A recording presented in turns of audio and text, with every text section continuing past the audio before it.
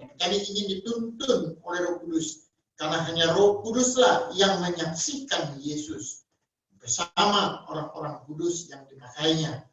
Nah, Bapa, tuntutlah hamba yang sudah dikuduskan dengan darah Yesus, dan mereka yang ikut pengajaran malam hari ini di segala tempat penjuru Indonesia ini, bahkan di dunia, kiranya mereka boleh mendengar pengajaran ini, dan ini menjadi iman mereka.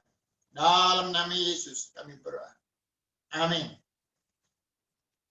Ya, mungkin Windy boleh bacakan dulu materi pelajarannya sebelum saya jelaskan. Silakan Windy. Baik, Pastor. Pelajaran kelima. Cara Allah menyelesaikan dosa. Allah yang kita sembah adalah yang memberi hidup kekal. Semua manusia berdosa karena dosa warisan dari Adam atau yang disebut dosa asal. Maka semua manusia sejak lahir sudah berdosa. Sesungguhnya dalam kesalahan aku diperanakan, dalam dosa aku dikandung ibuku. Mazmur 51 ayat 7. Tidak ada manusia yang tidak berdosa seperti kata Rasul Paulus di Roma 3 ayat 10. Manusia sejak kecil sudah bisa berbohong, maka berdosa terus, baik dosa perilaku atau perbuatan maupun juga dosa pikiran. Dalam perjanjian lama, Tuhan memberi jalan keluar kepada umatnya untuk menghapuskan dosa, yaitu dengan darah binatang, seperti darah domba, kambing, lembu, dan sebagainya.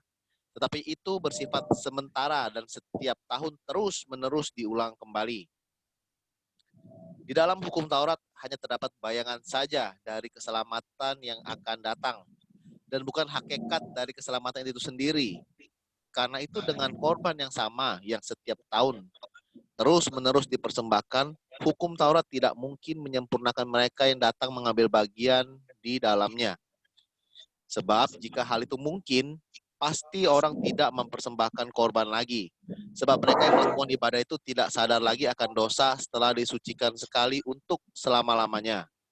Tetapi justru oleh korban-korban itu setiap tahun orang diperingatkan akan adanya dosa. Sebab tidak mungkin darah lembu jantan atau darah domba jantan menghapuskan dosa. Ibrani 10 ayat 1-4. Hingga sekarang, yang menjalankan hukum Taurat dan agamawi masih memakai darah binatang. Mengapa? Karena binatang itu tidak berdosa yang menggantikan dosa manusia. Dalam Imamat 17 ayat 11 katakan, sebab hidupnya makhluk itu di dalam darahnya. Kita dapat melihat kehidupan Abraham selalu ada korban. Begitu pula dengan kehidupan Ishak dan Yakub.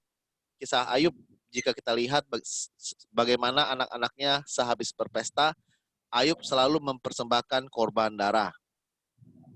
Karena nyawa makhluk ada di dalam darahnya, dan aku telah memberikan darah itu kepadamu di atas mezbah untuk mengadakan pendamaian bagi nyawamu. Karena darah mengadakan pendamaian dengan perantaraan nyawa. Imamat 17 ayat 11. Darah adalah lambang perdamaian bagi manusia dan Tuhan. Bagi bangsa Israel turun-temurun dalam perjanjian lama.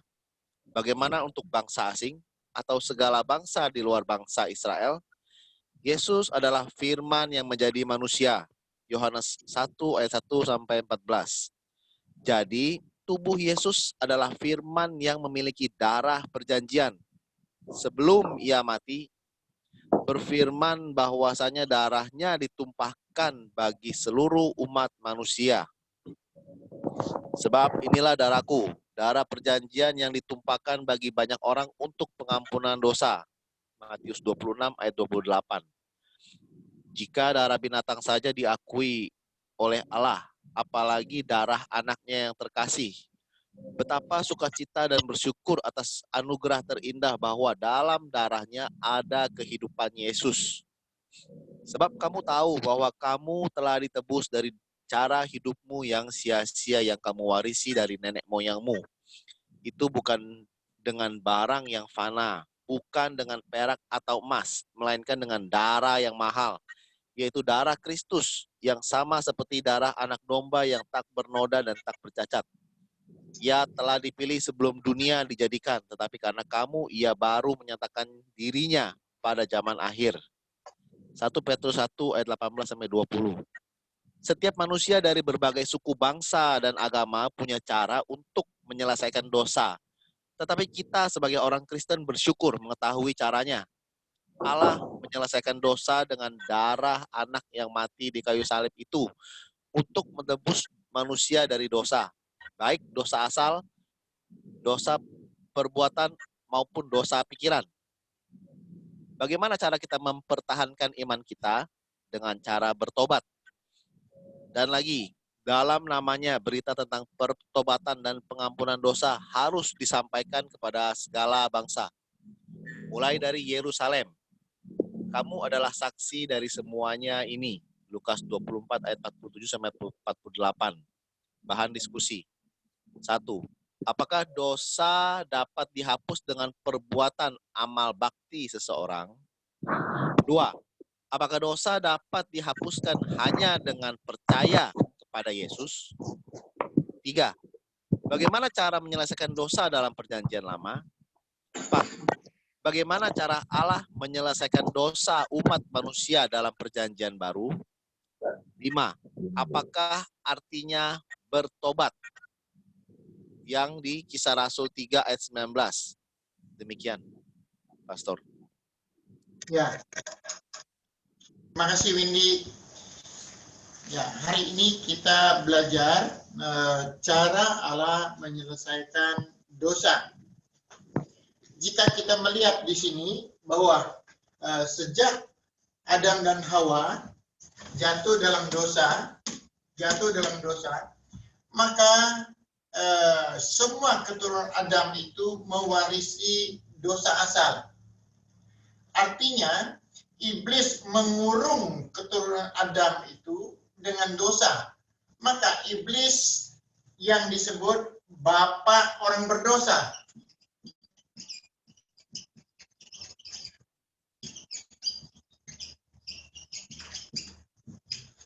Jadi kita harus tahu bahwa iblis sekarang menjadi bapa orang berdosa. Bagaimana begitu ketatnya iblis mengurung dosa setiap manusia itu sehingga dia tidak bisa keluar. Maka semua manusia, firman mengatakan, sudah kehilangan kemuliaan Allah. Nah, untuk memahami manusia berdosa ini, sebenarnya kalau kita tidak membaca Alkitab, firman yang tertulis, kita tidak akan bisa mengerti ini. Kenapa? Coba kita membayangkan jika seseorang lahir dari keluarga yang nyaman, hidup yang nyaman, maka dia hidupnya tidak pernah kekurangan, pendidikannya tinggi, dia mau apapun tidak pernah kekurangan. Jika kita datang ke rumah dia memberitakan, kamu orang berdosa, dia berpikir apa? Kenapa saya orang berdosa? Saya tidak pernah membohong orang, saya tidak pernah menipu orang. Saya segala sesuatu ada, bahkan saya nolong orang. Maka konsep dosa bagi orang-orang dunia, bagi orang-orang yang tidak membaca Alkitab, mereka tidak mengerti apa itu dosa asal. Maka jika kita melihat orang-orang yang beragama pun secara agamawi, mereka juga tidak tahu mereka orang berdosa. Kenapa? Sejak saya percaya adanya Tuhan, saya selalu makan barang-barang yang tidak bernyawa, saya selalu di gunung, saya selalu berbuat baik, maka mereka tidak mengerti arti konsep dosa. Mereka hidup nyaman, tubuh nyaman, sehat, jiwa, bahkan dia sering menolong orang. Kenapa saya dibilang orang berdosa?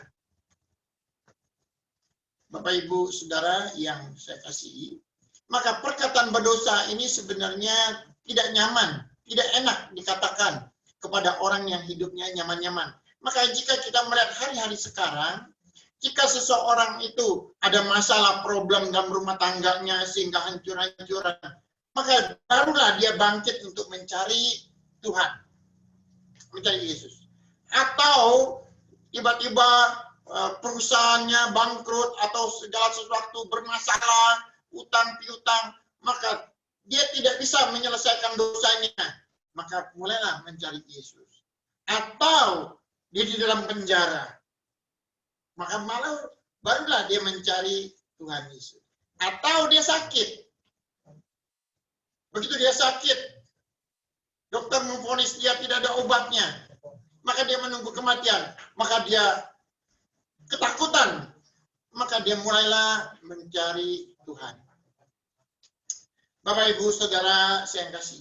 Sebenarnya orang-orang yang mencari Tuhan seperti ini, orang-orang yang sangat menyedihkan. Ya. Nah, Bapak, Ibu, hari ini kita marilah belajar. Karena keinginan kita untuk menyelesaikan dosa. Keinginan kita menyelidiki Alkitab sesuai firman Tuhan mengatakan kamu harus seperti orang Beria yang menyelidiki Alkitab. Maka jika kita membaca Alkitab, maka kita akan tahu firman Tuhan mengatakan sejak di dalam kandungan, ya, seseorang bayi yang di dalam kandungan, dia sudah memiliki dosa. Maka kita melihat di sini Mazmur 51 ayat 7 mengatakan bayi yang dalam kandungan sudah berdosa. Bapak Ibu, konsep daripada agamawi atau konsep orang dunia mengatakan, sering kita berkata bayi atau anak kecil itu mereka bagaikan kertas putih. Bagaimana kita menulisnya?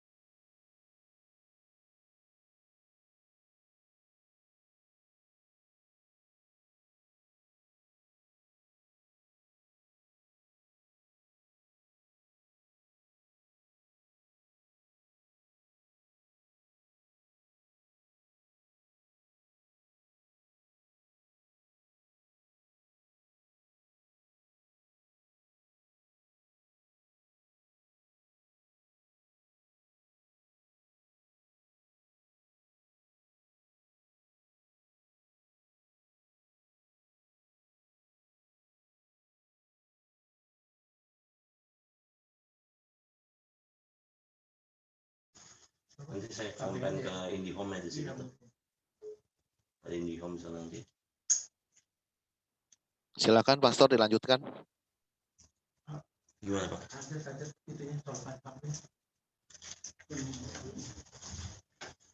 Aduh, orang bisa pergi semua. Tunggu ya Pak.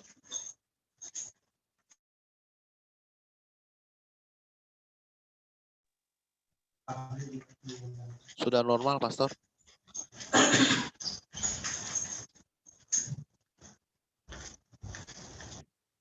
Di formnya jelek Gitu ya Pak.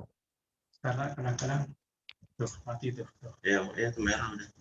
Jadi walaupun nggak hujan, sekarang kan orang lagi lockdown. Oh jadi semua pakai. Semua pakai nonton kayak apa kayak semua.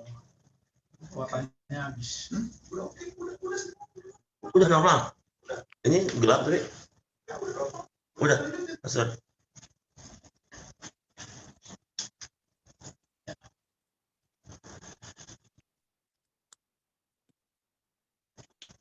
Ya, jadi kita bisa melihat bahwa konsep daripada Alkitab sejak rahim itu manusia itu sudah berdosa, berbeda dengan konsep dunia. Bayi itu seperti kertas putih, bagaimana menulisnya. Jadi ini berbeda, sangat berbeda. Bapak Ibu Saudara yang saya kasih, Mazmur yang ditulis oleh para nabi ini mengatakan sejak rahim sudah berdosa. Dan kita juga bisa melihat di Roma 5, Rasul Paulus, Roma 5 ya ayat 12.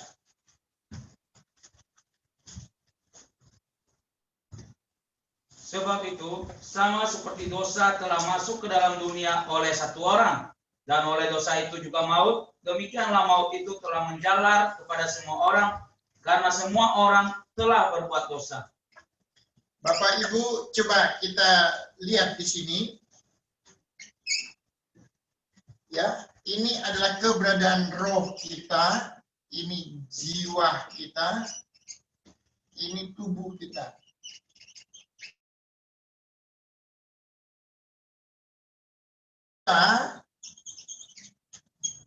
Dosa asal. Dosa ini yang mengandung maut.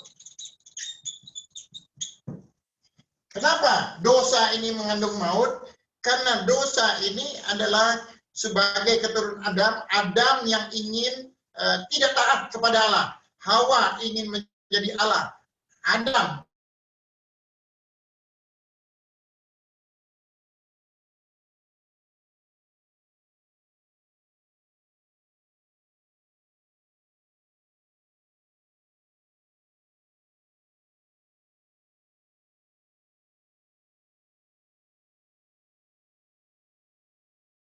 mulai dari bayi, kita mulai berbicara, kita mulai berjalan, kita mulai sekolah dan sebagainya. Dosa itu makin bertambah. Dosa itu makin bertambah. Bertambah terus di dalam kehidupan pribadi kita. Ada dosa pikiran kita, ada dosa perbuatan.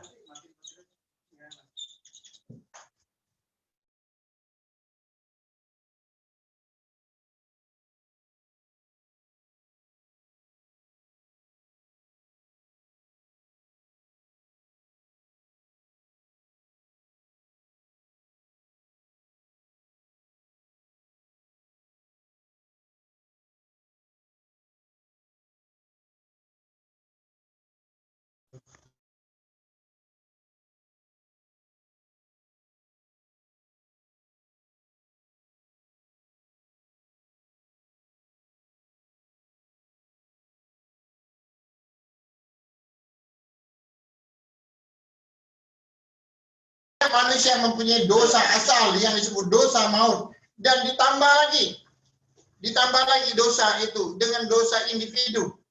Ya, dari kecil menumpuk dosa itu, menumpuk. Baik dosa pikiran perbuatan itu menumpuk, sehingga kita selalu dibayang-bayangin oleh dosa. Jadi jelas di dalam Alkitab mengatakan manusia penuh dengan dosa tersebut. Tapi apakah manusia itu menyadari? Maka jika dia tidak membaca Alkitab, dia tidak membaca hukum Taurat, maka dia tidak akan mengerti tentang dosa tersebut. Dia akan nyaman, ya, secara tubuh, secara jiwa dia nyaman. Tetapi dosa itu dipikul oleh rohnya. Bapak Ibu Saudara yang saya kasihi, dalam hukum Taurat, dosa yang demikian bertambah, maka dari pihak Allah mengutus para nabi-nabi. Nabi-nabi ini memberi hukum Taurat, mulai dari Musa dan seterusnya.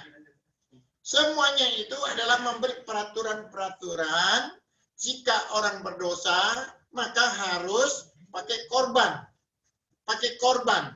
korban, yaitu lembu, domba, kambing.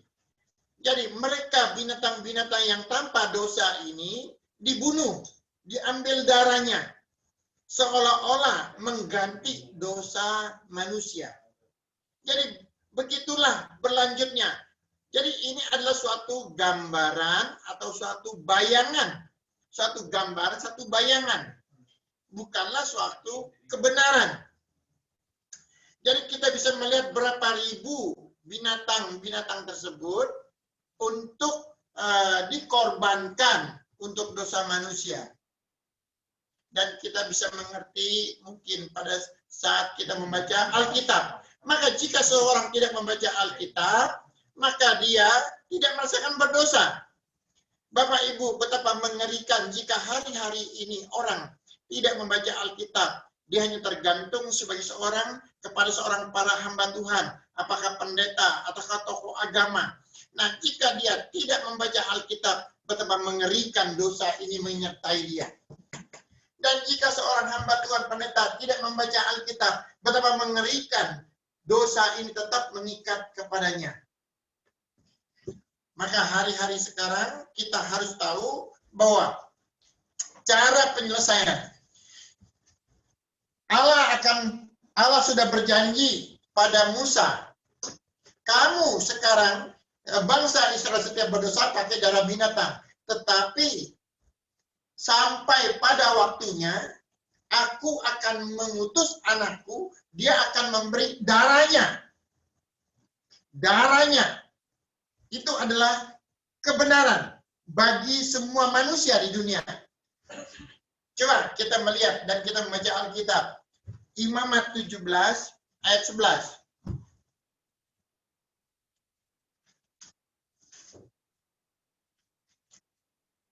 Ayo kita bacakan.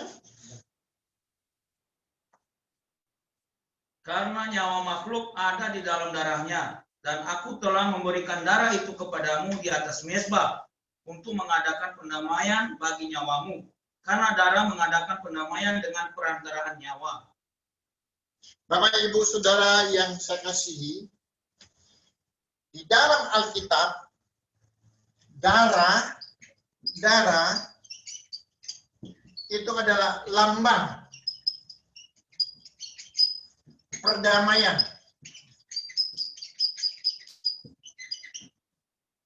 Jadi darah adalah lambang perdamaian. Jika tidak ada darah, maka tidak ada perdamaian. Yang ada adalah kutuk, hukuman. Salah satunya, waktu bangsa Israel mau keluar dari Mesir, maka Tuhan mengatakan setiap palang pintu,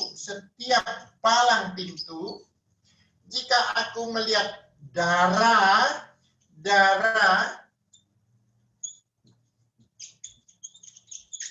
maka penghuninya tidak akan kena kutuk.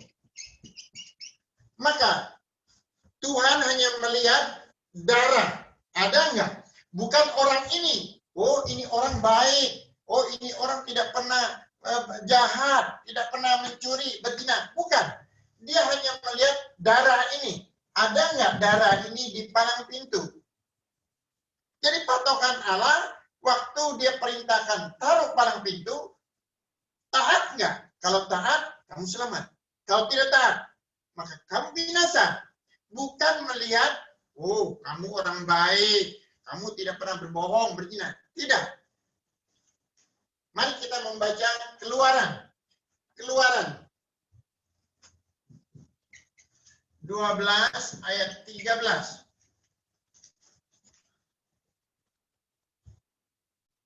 Dan darah itu menjadi tanda bagimu pada rumah-rumah di mana kamu tinggal. Apabila aku melihat darah itu, maka aku akan lewat daripada kamu. Jadi tidak akan ada tulah kemusnahan di tengah-tengah kamu. Bapak Ibu, kita bisa melihat di sini. Jadi apa yang dilihat oleh Allah? Melihat manusianya, perilakunya, perbuatannya. Kenapa hari-hari sekarang orang selalu menonjolkan, rubahlah perilakumu, rubahlah karaktermu, rubahlah kelakuanmu, rubahlah karaktermu. Hari-hari sekarang semuanya, rubahlah karakter, rubahlah perilaku. Bapak, Ibu, Saudara yang saya kasih. Jika kita melihat di sini, ini bukan itu bagus. Sangat bagus. Hubungan sebaik, humanisme. Tapi kita harus tahu, keselamatan, Tuhan melihat ada nggak darah tersebut. Jika ada darah, maka selamat. Tidak ada darah, binasa. Hari-hari sekarang, ya, hari-hari sekarang, sepertinya orang sudah mulai melupakan tentang perjanjian darah tersebut. Sedangkan perjanjian darah ini dikatakan di Keluaran 14-15 itu mengatakan perjanjian itu mengikat kepada bangsa Israel. Perjanjian darah itu mengikat generasi sampai generasi, bahkan sampai hari ini pun korban itu masih ada. Bapak, Ibu, Saudara yang saya kasih, orang berubah karakter itu sangat bagus. Ya, semua harus berubah karakter. Setelah dia percaya Tuhan, dia berubah karakter. Bahkan saya melihat orang ada yang tidak percaya Tuhan, karakternya sangat bagus, lemah lembut. Ya, sangat mereka itu humanismenya. Tapi kita harus tahu, kalau demikian bisa selamat. Untuk apa darah Yesus? Untuk apa Yesus datang? Untuk apa hukum Taurat diberikan kepada bangsa Israel? Bukankah hari-hari sekarang ini penonjolan karakter itu lebih tinggi daripada kebenaran Yesus? Perubahan sikap itu lebih tinggi. Semua bersifat motivasi. Merubah karakter, tapi karakternya tetap tidak berubah. Bapak, Ibu, Saudara saya kasihi, kita jangan sampai tidak mengerti perintah Tuhan di Alkitab ini. Karena kita hanya mendengar ketergantungan sebagai seorang pemimpin. Pemimpin mengajar apa, kita anggap itu kebenaran, kita tidak menyelidiki apa yang tertulis. Ya. Firman Tuhan mengatakan, orang buta menuntun orang buta. Ini sangat berbahaya, sangat berbahaya. Ya. Maka kita jangan sampai orang buta dituntun orang buta.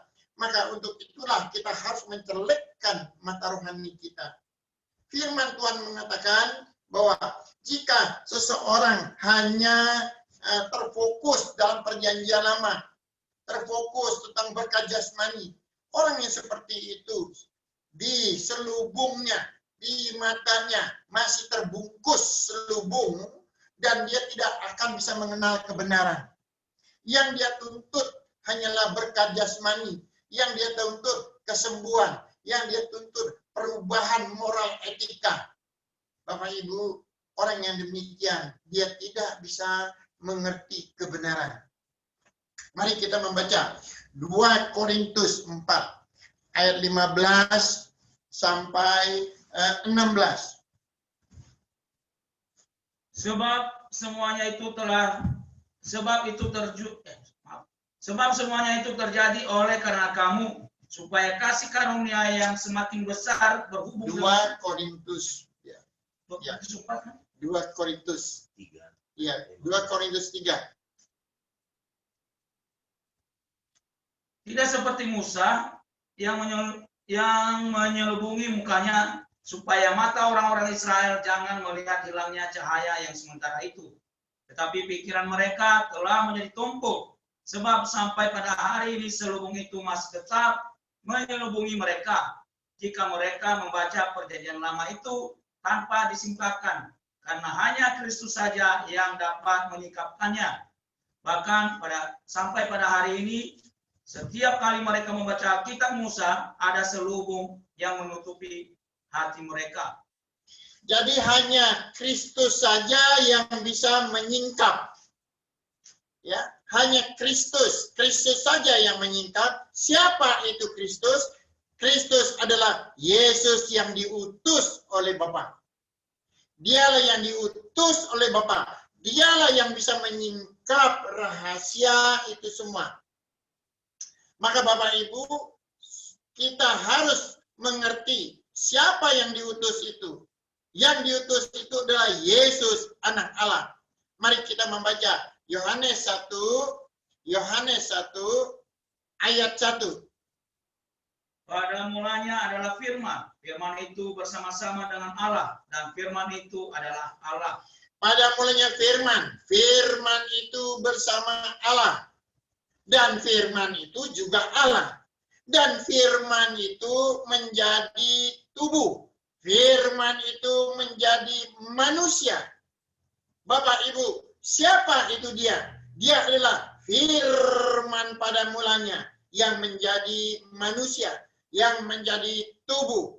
Mari kita membaca ayat 14-nya. Firman itu telah menjadi manusia dan diam di antara kita. Dan kita telah melihat kemuliaannya, yaitu kemuliaan yang diberikan kepadanya sebagai anak tunggal Bapa, penuh kasih karunia dan kebenaran. Kita melihat bahwa firman telah menjadi manusia. Ya, inilah yang disebut Yesus. Yesus, firman menjadi manusia. Maka dia berbeda dengan keturunan Adam yang berdosa. Dia adalah firman pada mulanya. Dia menjadi manusia atau menjadi tubuh. Bapak, Ibu, Saudara yang saya kasihi, kita bisa mengetahui bahwa dialah yang dimaksud daripada Kristus. 2 Korintus 3 itu mengatakan 16. Dialah yang dimaksud Kristus yang diutus tersebut. Dia adalah pada mulanya. Mari kita membaca ayat 18. Yohanes 1 ayat 18. Tidak seorang pun yang pernah melihat Allah, tetapi anak tunggal Allah yang ada di pangkuan Bapa, dialah yang menyatakannya. Tidak ada orang melihat Allah. Jadi dari Adam sampai Yohanes Pembaptis, belum ada orang melihat Allah. Belum ada. Maka sejak Allah mengutus anaknya, maka anaknya gambar wujud Allah, maka orang bisa melihat Allah tersebut. Inilah dia, firman menjadi manusia. Dan firman ini sekarang menumpahkan darahnya. Firman ini menumpahkan darahnya.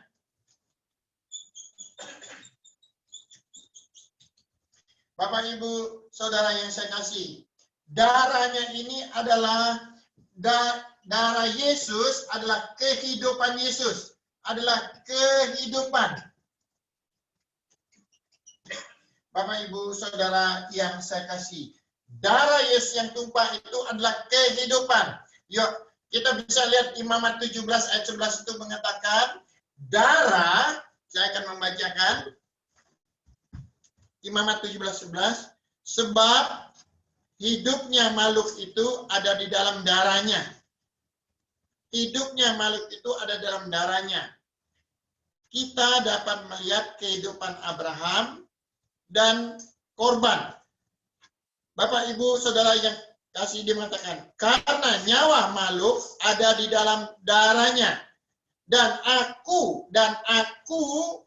telah memberikan darah itu kepadamu. Aku, huruf A besar, menyatakan Tuhan telah memberikan darah itu kepadamu di atas mezbah untuk mengadakan pendamaian bagi nyawamu.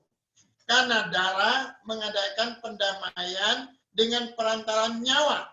Bapak, Ibu, darah Yesus ini adalah kehidupan Yesus. Dan untuk mengadakan pendamaian. Pendamaian terhadap apa? Terhadap dosa. Pendamaian apa?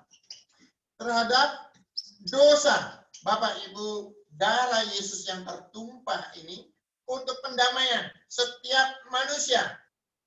Maka itu Yesus waktu di kayu salib, maka dia dicambuk, dia ditusuk sampai dari lambungnya ke jantungnya, sehingga darahnya tumpah habis di bumi ini. Itu membuktikan bahwa dia mencurahkan darahnya bagi semua orang, dan semua orang yang menerima darah itu dan mengakui dengan iman itu, dia akan diselamatkan, dia akan dibebaskan dari dosa. Mari kita membaca Matius 26 ayat 28.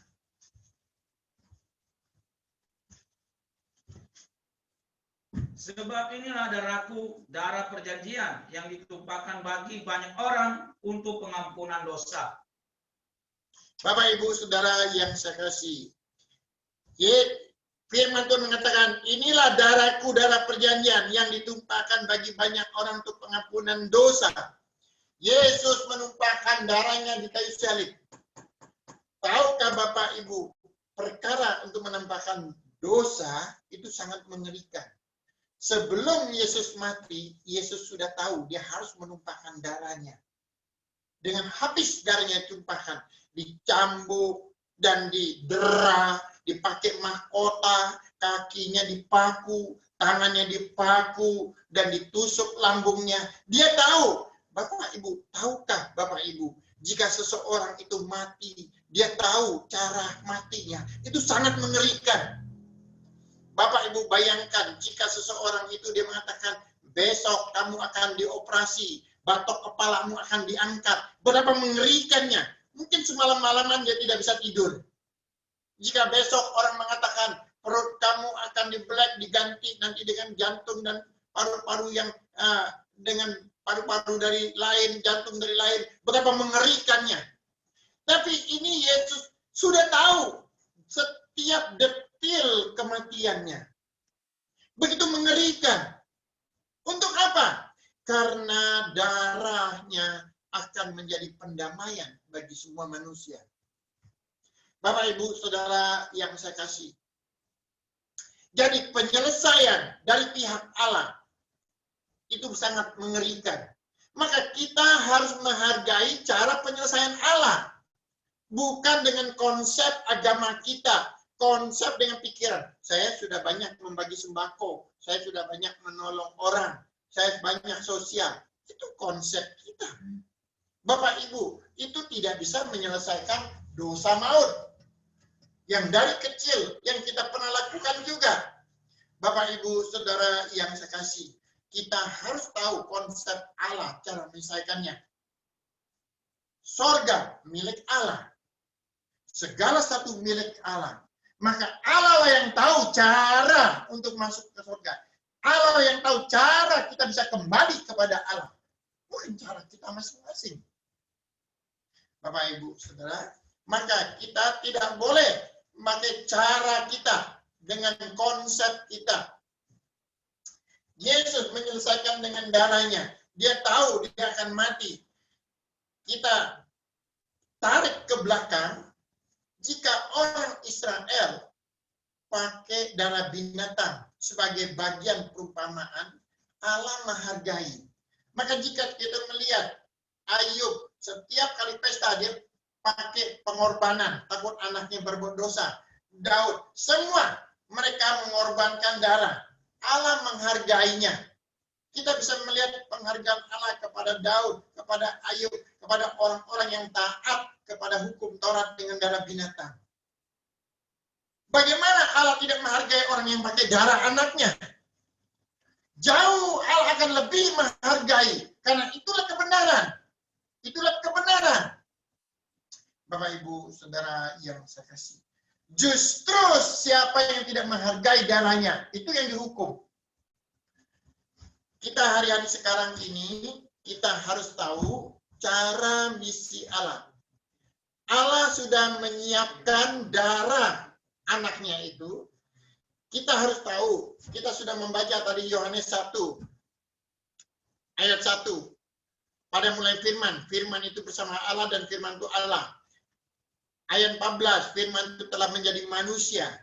Di dalam tubuh Yesus itu, firman itu sudah ada darah. Maka darah Yesus itu adalah darah pada mulanya. Itu adalah darah Allah, bukan darah yang bersumber dari bumi yang dosa ini. Itu disebut darah perjanjian, darah sebelum ada sorga, darah sebelum ada bumi, darah itu sudah ada. Tapi baru 2000 tahun yang lalu, Allah memperlihatkan darah itu kepada manusia. Mari kita membaca firman Tuhan. 1 Petrus 1 ayat sampai 20. Sebab kamu tahu bahwa kamu telah ditebus dari cara hidupmu yang sia-sia yang kamu warisi dari nenek moyangmu. Itu bukan dengan barang yang fana, bukan pula dengan perak atau emas, melainkan dengan darah yang mahal, yaitu darah Kristus yang sama seperti darah anak domba yang tak bernoda dan tak bercacat. Ia telah dipilih sebelum dunia dijadikan, tetapi karena kamu, ia baru menyatakan dirinya pada zaman akhir. Bapak, Ibu, Saudara yang saya kasih, dia mengatakan apa? Sebab kamu tahu bahwa kamu telah ditebus dari cara hidupmu yang sia-sia, yang kamu warisi dari nenek moyangmu itu, bukan dengan barang yang fana. Artinya, dosa asal yang dari Adam, nenek moyang kita itu kita warisi ya dari nenek moyang kita. Itu ditebus bukan dengan barang yang fana, artinya bukan berasal dari bumi. Bukan pula dengan perak atau emas, artinya bukan dengan benda, harta kekayaan, nilai yang bersifat bernilai. Bukankah kekayaan seseorang itu dinilai dengan emas? Bukankah negara itu kaya dinilai dengan emas? Artinya, harta bendamu tidak bisa menyelesaikan dosa manusia. Mari kita sama-sama katakan, dosa manusia tidak bisa diselesaikan dengan harta dunia. Maka kita harus tahu bahwa dosa asal, dosa kita tidak bisa diselesaikan dengan harta duniawi, baik perak maupun emas. Secara materi tidak bisa, melainkan dengan darah yang mahal, yaitu darah Yesus yang sama seperti darah anak domba, seperti darah anak domba bagi orang-orang Israel tersebut yang tak ternoda dan tak bercacat.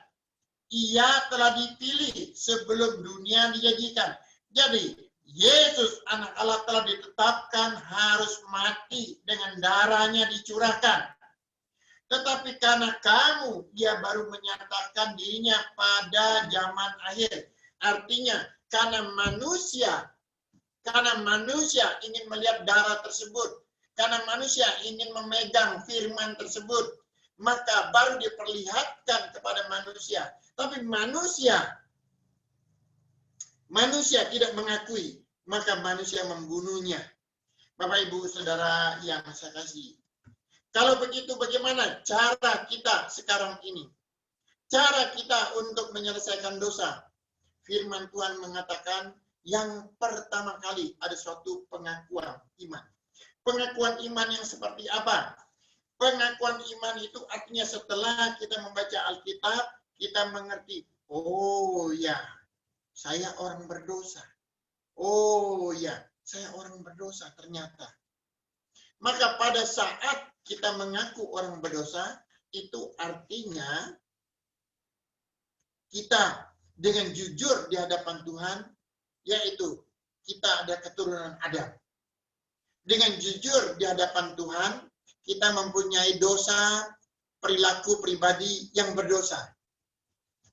Maka kita mulai mengatakan itu mulai dari mulut kita. Ya, dari mulut kita. Saya ingin menjelaskan ini, ada 3 poin penting yang sangat penting. Yang sangat penting. Ya, di dalam Alkitab untuk malam ini. Dengar baik-baik. Dengar baik-baik. Ada 3 poin penting yang sangat penting bagi kita supaya kita ketahui. Kalau begitu, bagaimana cara untuk menyelesaikan dosa? Bagaimana cara untuk menyelesaikan dosa? Firman Tuhan mengatakan dengan bertobat. Bagaimana cara menyelesaikan dosa? Dengan bertobat. Bertobat.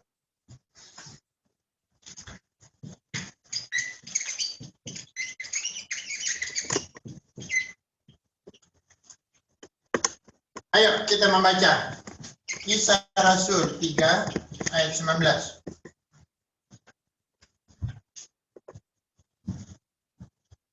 Karena itu sadarlah dan bertobatlah supaya dosamu dihapuskan. Sadarlah, artinya sekarang begitu saya menyadari, oh ya, kesampingkan diri kita sebagai orang kaya, sebagai orang intelektual, seorang yang selalu berhasil, seorang yang sering menolong orang, kesampingkan itu dulu. Tapi sadari bahwa saya orang yang berdosa. Sadari dulu, saya ingin bertobat. Nah, bertobatnya ini seperti apa bertobatnya? Bapak, Ibu, Saudara yang saya kasihi, pertobatan itu pertama kali mulai dari mana pengakuan pertobatan itu? Jangan muncul-muncul tiba-tiba bertobat. Oh ya, saya kebetulan dari orang Sumatera, saya orang Jawa, saya orang Manado, saya orang Ambon. Oh, beta kalau bertobat, Bapak beta selalu berbuat baik. Bukan arti itu. Ya. Oh, kamu agama apa? Ya, saya agama A, B, C, D. Kami bertobat. Ya, cara kami tidak mau berbuat baik. Kami diajar dari orang tua kami tidak berbuat jahat. Bukan bertobat itu. Bertobat. Firman Tuhan mengatakan, bertobat itu harus mulai dari Yerusalem. Dari Yerusalem. Kenapa dari Yerusalem? Karena di sanalah Yesus mencurahkan darahnya. Dari darah dari Yerusalem itulah. Itu caranya bertobat. Mari kita membaca Lukas 24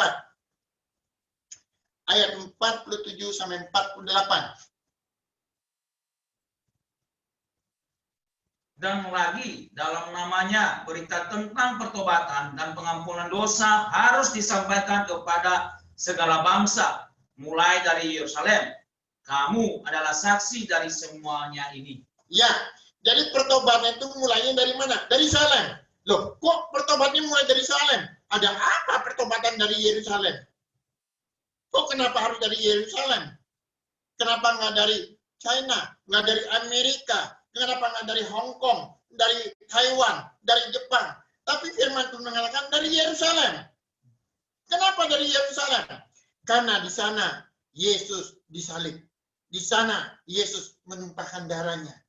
Kalau begitu bagaimana? Maka kita harus mengaku dengan mulut dan hati kita dulu.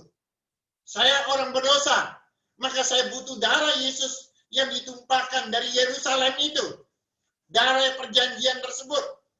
Dari mulut, dari hati kita. Kita baca Roma 10 ayat 10.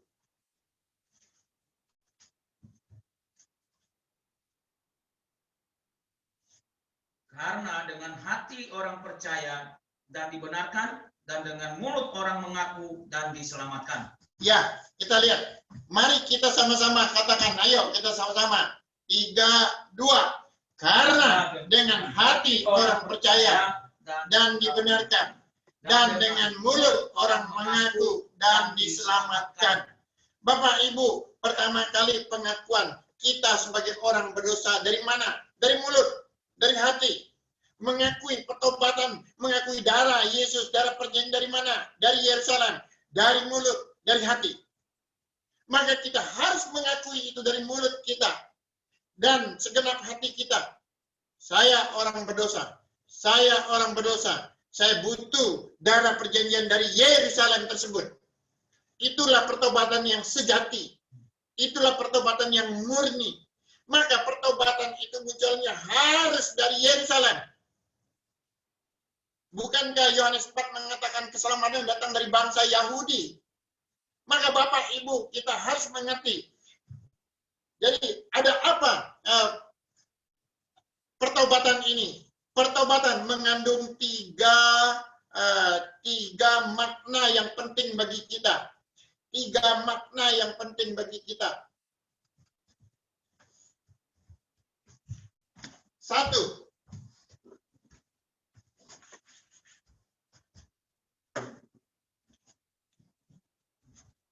Mengaku orang berdosa.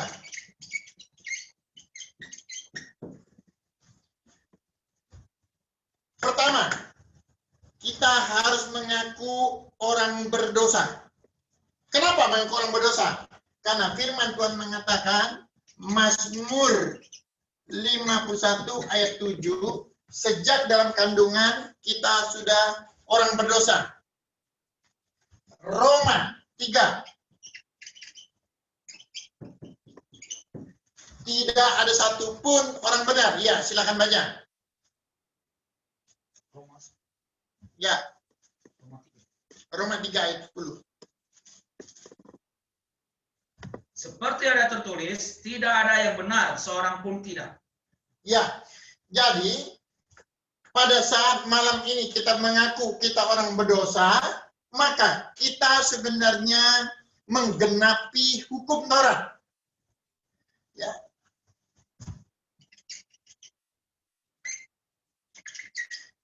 Menggenapi.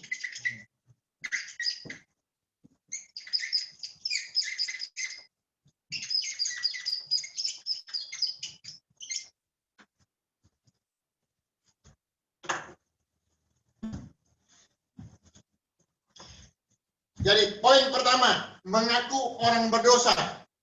Pada saat kita mengaku orang berdosa, itu artinya kita menggenapi hukum Taurat. Karena hukum Taurat mengatakan semua orang berdosa. Tidak ada satupun yang benar. Maka pada saat kita mengatakan, saya orang berdosa, maka kita menggenapi hukum Taurat. Bisa mengerti di sini? Ya. Jadi apa itu bertobat? Bertobat, mengaku orang berdosa. Dengan mengaku orang berdosa, kita menggenapi hukum Taurat. Poin kedua.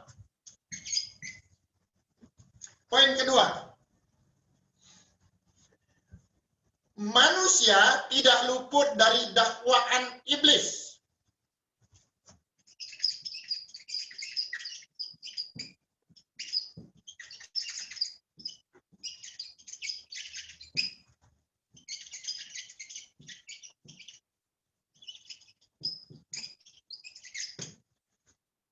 Manusia tidak bisa luput dari dakwaan iblis seumur hidupnya. Seumur hidupnya. Coba kita membaca Wahyu 12 ayat 10.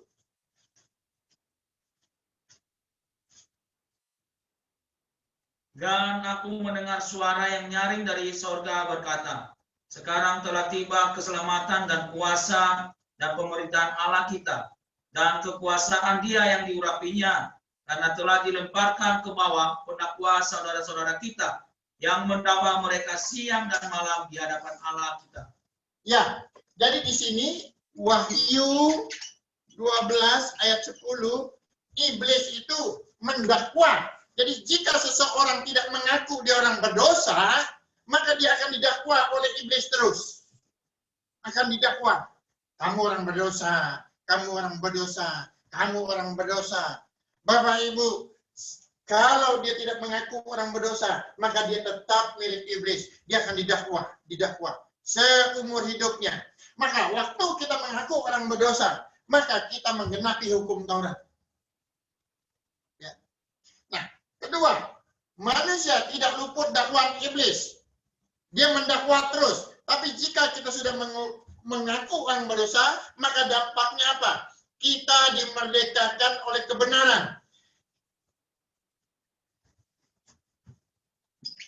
Kita dimerdekakan.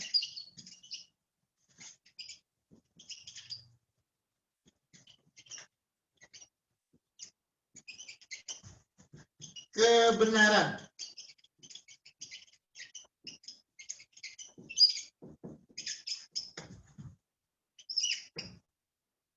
Bapak Ibu, jadi waktu kita mengaku orang berdosa, maka iblis mendakwa kita dimerdekakan oleh kebenaran. Oleh kebenaran tersebut. Iblis tidak bisa mendakwa orang yang mengaku orang berdosa. Ya, kita baca Yohanes 8 ayat 32. Dan kamu akan mengetahui kebenaran, dan kebenaran itu akan memerdekakan kamu. Ya, kita melihat di sini. Jadi Waktu kita melakukan dosa, iblis tidak bisa mendakwa lagi. Kenapa? Karena Yesus, orang yang tidak berdosa itu membebaskan kita. Yesus memerdekakan kita. Kenapa? Karena kita sudah mengaku orang berdosa. Kita sudah mengaku darah Yesus. Maka kita bebas dari dakwaan iblis. Kita bebas dari dakwaan iblis. Bapak, Ibu, Saudara yang saya kasih. Poin yang ketiga. Poin yang ketiga. Poin yang ketiga. Manusia tidak luput dari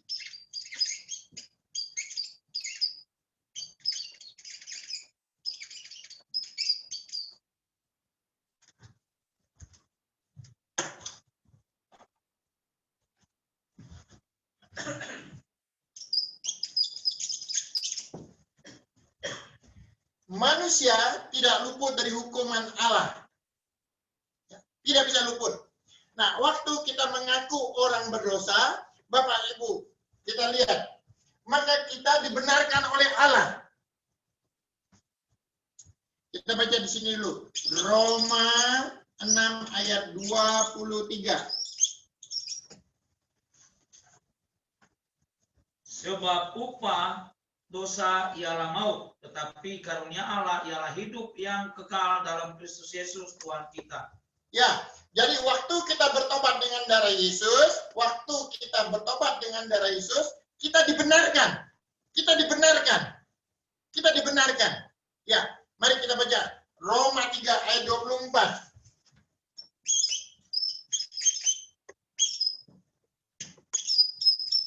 Dan oleh kasih karunia telah dibenarkan dengan cuma-cuma karena penebusan dalam Kristus Yesus. Ya, jadi dalam penebusan Yesus Kristus, kamu dibenarkan. Jadi bukan karena perilaku kamu, bukan perbuatan kamu, bukan karena humanisme kamu, bukan karena sosialmu. Bapak, Ibu, Saudara yang saya kasih. Ini sangat penting. Ya, jangan sampai kita hari-hari sekarang dibius perkataan-perkataan, rubahlah karakter. Bapak Ibu, kita harus bisa mengerti, rubah karakter adalah untuk kita bersosialisasi, ya, di dalam keluarga, pekerjaan itu sangat baik. Tapi mengenai kita berhubungan dengan Allah, tidak bisa dengan hanya sekedar berubah karakter. Kita baca Roma 5. Roma 5. Ayat 1 dan kita melangkah ayat 9. Sebab itu kita dibenarkan karena iman. Kita hidup dalam damai sejahtera dengan Allah oleh karena Tuhan kita Yesus Kristus. Lebih-lebih karena kita sekarang telah dibenarkan oleh darahnya, kita pasti akan diselamatkan dari murka Allah. Ya, Bapak Ibu, dia mengatakan apa? Lebih-lebih karena kita sekarang telah dibenarkan oleh darahnya. Dibenarkan oleh apa? Darahnya. Kita pasti akan diselamatkan dari murka Allah, dari hukuman Allah, dari hukuman Allah ini. Dengan apa? Di sini dia jelaskan dengan darah. Darah Yesus. Bapak, Ibu, Saudara yang saya kasih, maka kita harus tahu poin bertobat itu sangat penting bagi kita. Hari-hari ini sekarang orang tidak mengerti arti bertobat, hanya sekedar berubah perilaku. Berubah perilaku. Saya mengatakan merubah perilaku itu tidak salah, itu baik. Tetapi Alkitab mengatakan kamu harus mengakui darah Yesus. Mulai dari mana pengakuannya? Dari Yerusalem, dari diri kita. Dan setiap kita ibadah, kita harus bertobat dengan darah Yesus. Setiap kita masuk ibadah kudus, kita bertobat dengan darah Yesus. Setiap kita berdoa, kita bertobat dengan darah Yesus. Bapak, Ibu, Saudara yang saya kasih, hari-hari sekarang orang sepertinya melupakan darah Yesus yang tercurah tersebut. Tahukah Bapak, Ibu, Yesus sendiri berlutut sampai gemetar karena dia harus memberikan darah itu kepada kita. Dia berseru dan dia berdoa sampai tetesnya seperti darah. Kenapa? Karena Bapa menghendaki dia menyumpahkan darahnya. Mari kita membaca di Ibrani 5 ayat 8. Ayat 7.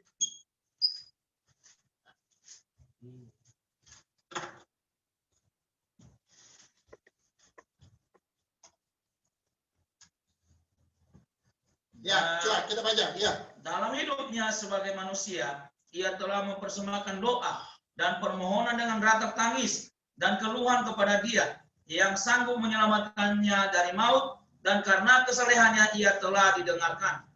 Bapak, Ibu, Saudara yang saya kasih, dia mati bukan karena dia orang berdosa, dia orang benar. Tetapi karena dosa kita, dia yang menanggung. Maka darahnya itu, pengakuan iman kita itu membenarkan orang yang berdosa tersebut. Mari kita membaca 2 Korintus 5 ayat 21.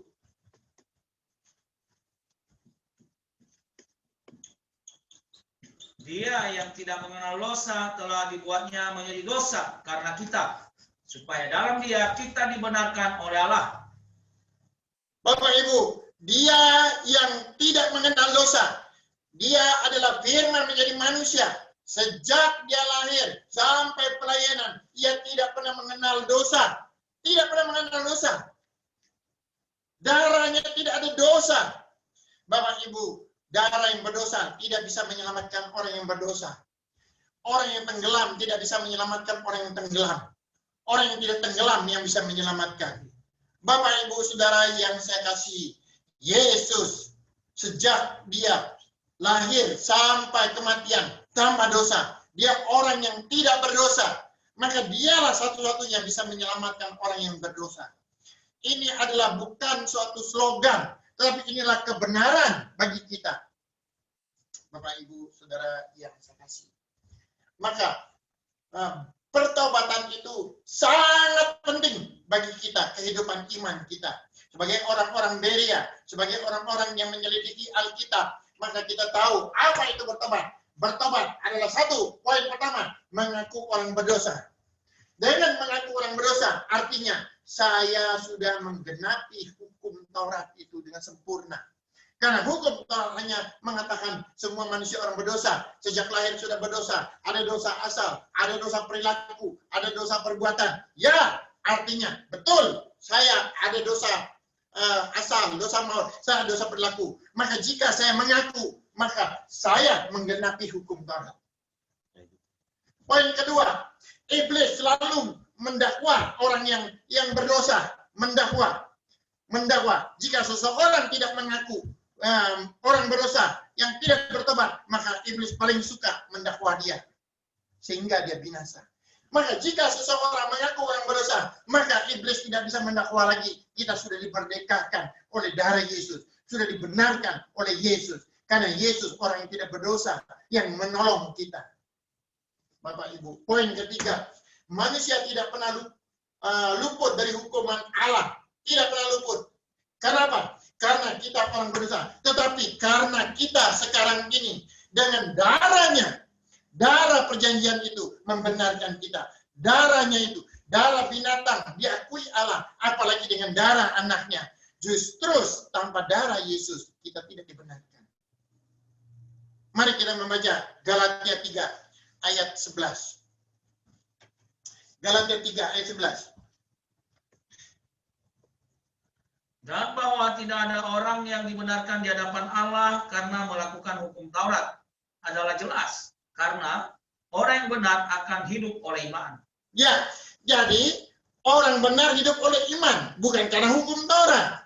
Jadi sekarang saya mempunyai iman darah Yesus. Dengan iman darah Yesus, saya dibenarkan. Dengan iman darah Yesus, saya dibenarkan.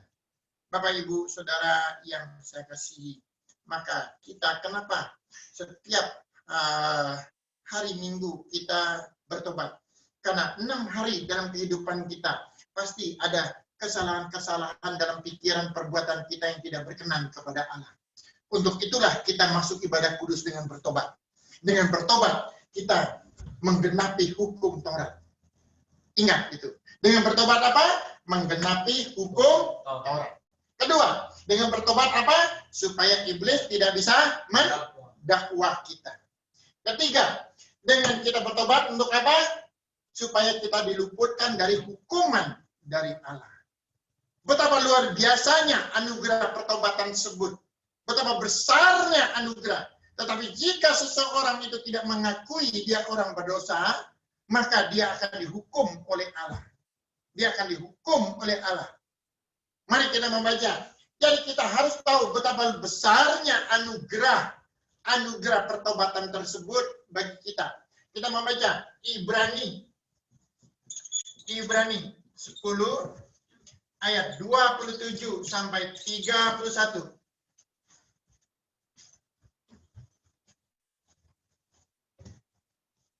Tetapi yang ada ialah kematian yang mengerikan akan penghakiman dan api yang dahsyat yang akan menghanguskan semua orang durhaka. Jika ada orang yang menolak hukum Musa, ia dihukum mati tanpa belas kasihan atas keterangan 2 atau 3 orang saksi.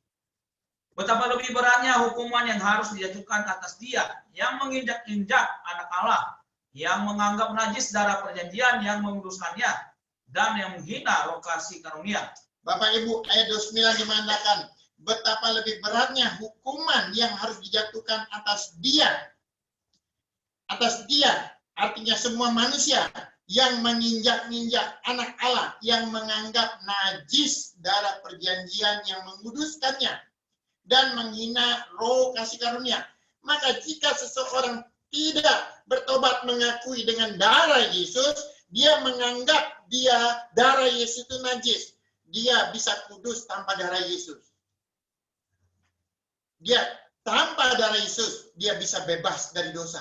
Orang demikian artinya dia menghina darah Yesus. Dia menganggap darah Yesus, darah anak Allah itu najis.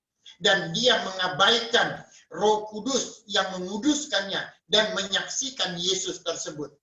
Bapak Ibu, kita harus hati-hati dalam kehidupan kita ini. Dalam bergereja dan berani. Jangan kita bangga bergereja, ya, bergereja, menyanyi, memuji Tuhan puluhan tahun. Jika Bapak Ibu tidak memiliki iman darah Yesus, Bapak Ibu mati, tidak diakui oleh Yesus. Sungguh, ya, sungguh. Jadi kita harus menyelidiki Alkitab dengan teliti, dengan keinginan Allah. Kita baca selanjutnya sampai ayat 31. Sebab kita mengenal Dia yang berkata, pembalasan adalah hakku, akulah yang akan menuntut pembalasan. Dan lagi, Tuhan akan menghakimi umatnya.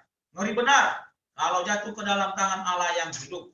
Bapak Ibu Saudara yang kasih, dia mengatakan ayat 30. Tuhan menghakimi umatnya. Tuhan menghakimi umatnya. Kata umat di situ orang yang sudah percaya kepada Allah. Bapak Ibu Saudara yang saya kasih, banyak hari-hari sekarang orang mengabaikan pertobatan dengan darah Yesus yang dari Yerusalem tersebut, mengabaikan darah Yesus yang menggenapi hukum Taurat, mengabaikan darah Yesus yang dipakai iblis untuk mendakwa manusia. Bapak Ibu tahukah Ibrani 12 ayat 14 mengatakan, tanpa kekudusan kita tidak bisa berhadapan dengan Allah. Bagaimana orang bisa ibadah kudus tanpa darah Yesus?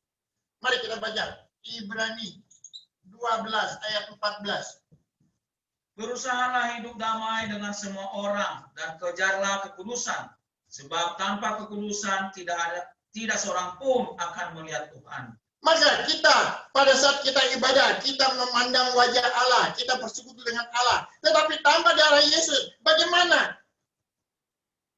Hari-hari sekarang orang hanya sepertinya datang ke gereja terbius dengan kesaksian dan puji-pujian.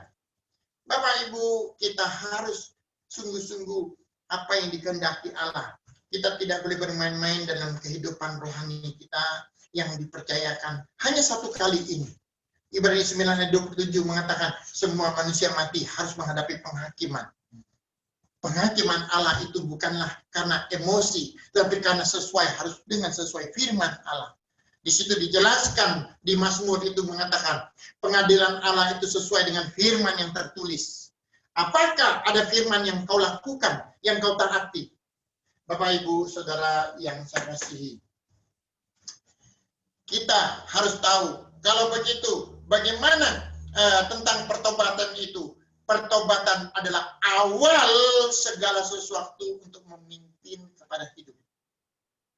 Pertobatan adalah awal sesuatu bagi bangsa lain, bangsa di luar Israel, dan orang Israel untuk memimpin kehidupan. Kehidupan apa? Untuk mendapat kehidupan kekal.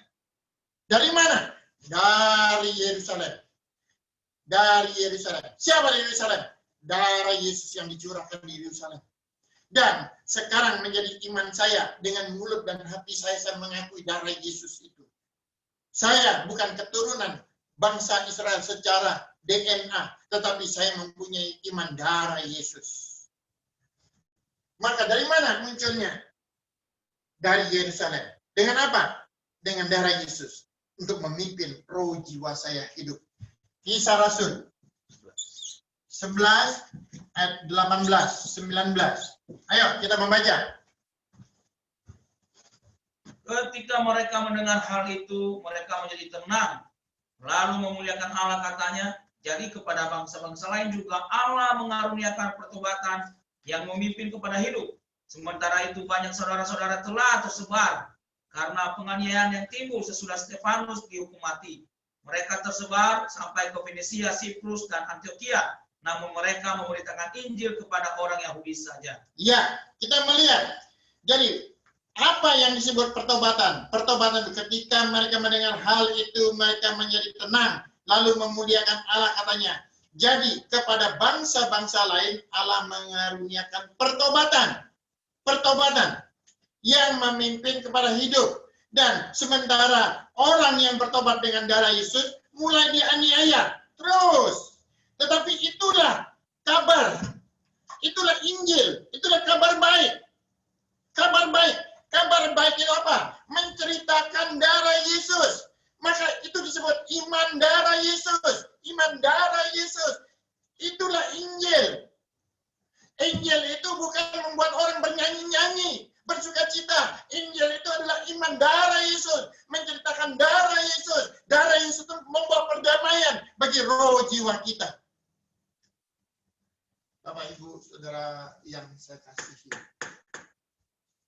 mari hari-hari sekarang kita harus berseru dengan mulut kita, dengan hati kita. Ya, mempunyai iman darah Yesus, iman darah Yesus, iman darah Yesus harus diberitakan mulai dari Yerusalem sampai ke segala penjuru bumi. Itulah Injil. Injil itu apa? Menceritakan iman darah Yesus, iman darah Yesus, karena darah Yesus membuat pendamaian bagi seluruh isi dunia. Dengan darah Yesus saya menggenapi hukum Taurat. Dengan darah Yesus saya luput dari dakwaan iblis. Dengan iman darah Yesus saya luput dari hukuman dari Allah. Betapa luar biasanya pertobatan tersebut. Bapak, Ibu, Saudara yang saya kasih, kiranya pelajaran hari ini menjadi iman bagi kita. Iman apa? Iman darah Yesus. Beritakanlah ini menjadi Injil kebenaran Yesus. Untuk inilah Yesus datang. Salah satunya untuk membebaskan manusia dari segala dosa tersebut. Amin. Mari kita melihat diskusi hari ini. Ya, ini saya lempar aja langsung kepada mereka semua. Ada pertanyaan? Ini. Ya, Pastor. Saat ini belum ada pertanyaan masuk, Pastor. Ya. Kalau gitu Atau belum sebelum ada kita masuk diskusi. Apakah dosa dapat dihapus dengan perbuatan amal bakti? Bisa nggak? Tidak bisa. Apakah dapat dosa dihapuskan dengan percaya, hanya percaya kepada Yesus? Tidak. Tidak bisa. Bagaimanakah cara menyelesaikan dosa dalam perjanjian lama? Dengan apa? Darah binatang. Bagaimana cara menyelesaikan dosa umat manusia dengan perjanjian baru? Dengan apa? Dengan darah Yesus. Apakah artinya pertobatan? Maka tadi kita sudah jelaskan arti pertobatan itu apa. Dengan mengaku orang berdosa, itu artinya orang sudah menggenapi hukum Taurat. Karena hukum Taurat hanya mendakwa orang berdosa. Dua, manusia yang berdosa didakwa oleh iblis selama-lamanya. Maka dengan kita bertobat mengaku orang berdosa, maka kita dimerdekakan oleh kebenaran Yesus. Poin ketiga, jangan mengaku orang berdosa, maka manusia luput dari hukuman Allah. Itulah maknanya bertobat. Ya, bertobat. Bertobat itu dari mana? Mulai dari Yerusalem sampai ke seluruh penjuru dunia bagi semua orang. Dengan apa? Dengan iman darah Yesus. Iman darah Yesus apa?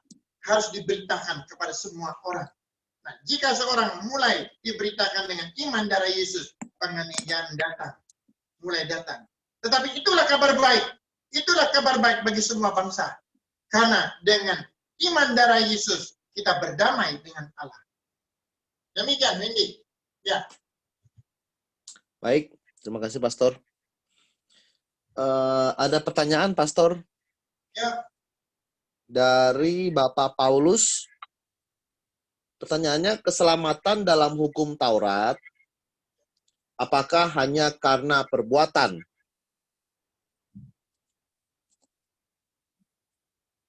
Ya, sebenarnya bukan hanya perbuatan aja, tapi juga dengan darah.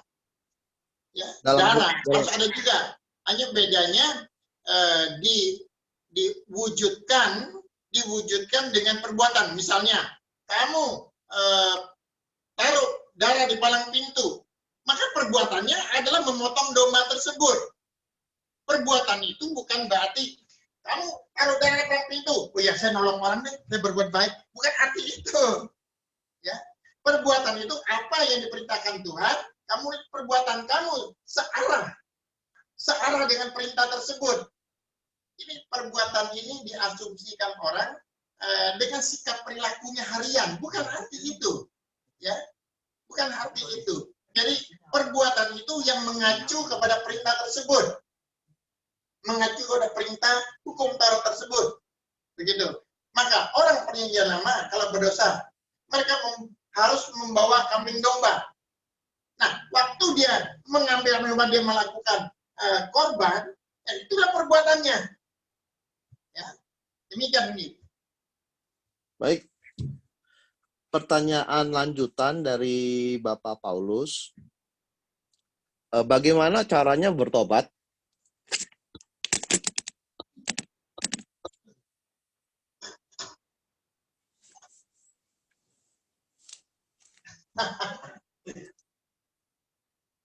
Ini kan sudah ada ini. Ini kan sudah Pak Paulus. Kan sudah dijelaskan bertobat. Satu. Apa ini? Ini apa Windy? Baca aja Windy. Apa ini? Mengaku orang berdosa. Iya.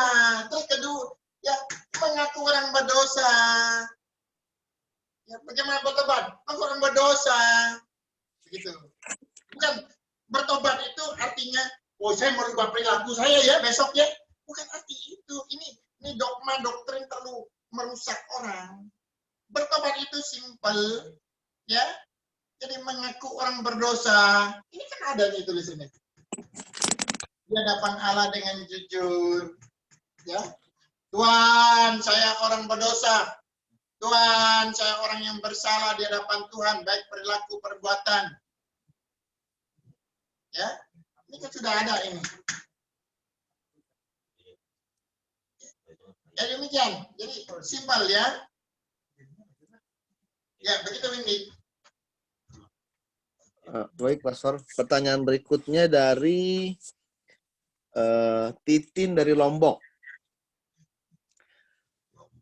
Pastor, bagaimana cara menyelesaikan dosa Adam yang mendatangkan maut? Bagaimana cara menyelesaikan dosa pikiran dan perbuatan? Ya, jadi dosa Adam ini, yang dosa ini Ya, dosa ini yang dosa maut, ini harus melalui satu eksekusi. Ya, ada satu eksekusi. Apa eksekusinya dosa maut tersebut? Ya, jadi ini tidak cukup hanya satu pengakuan. Oh ya, saya orang berdosa minta darah Yesus. Tidak bisa. Untuk dosa Adam ini ada eksekusinya. Eksekusinya apa? Baptis. Baptis dikubur. Ya, itu besok sebenarnya, ya. Tapi ayatnya kita boleh baca lah. Yohanes 14 ayat 21.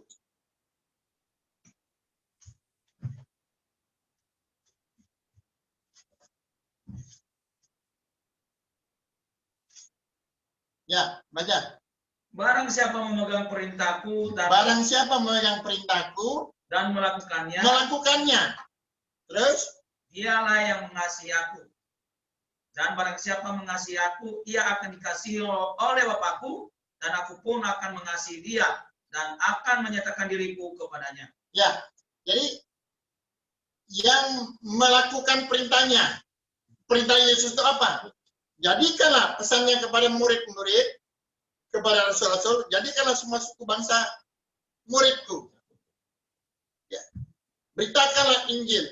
Yang percaya dibaptis, menerima Roh Kudus, mereka dibebaskan dari hukuman. Ya, usirlah setan, sembuhkanlah mereka. Aku menyatakan mereka sama selamanya. Yang tidak percaya dihukum. Jadi ada satu eksekusi, Maka Bapak Ibu, Injil itu adalah salah satunya memberitakan darah Yesus. Tapi untuk menyelesaikan dosa maut ini, yaitu menguburkannya, mendengar perintah Yesus, menguburkannya dengan baptisan tersebut. Itu Markus 16 ayat 15 sampai 20. Di situ tertera. Atau Matius 28 ayat 16 sampai 20. Jadi itu adalah eksekusi untuk menyelesaikan dosa ini. Begitu Ibu Titin. Terima kasih. Baik, Pastor. Pertanyaan berikutnya dari Bapak Robi. Shalom Pastor, pada poin yang kedua perihal makna bertobat tadi dari penjelasannya bahwa setelah kita bertobat kita sudah dimerdekakan oleh dakwaan iblis. Tapi pada hakikatnya setelah kita bertobat malah terkadang dakwaan iblis itu semakin kuat seperti ayat Alkitab. Iblis itu seperti singa yang mengaum-ngaum menunggu waktu yang tepat.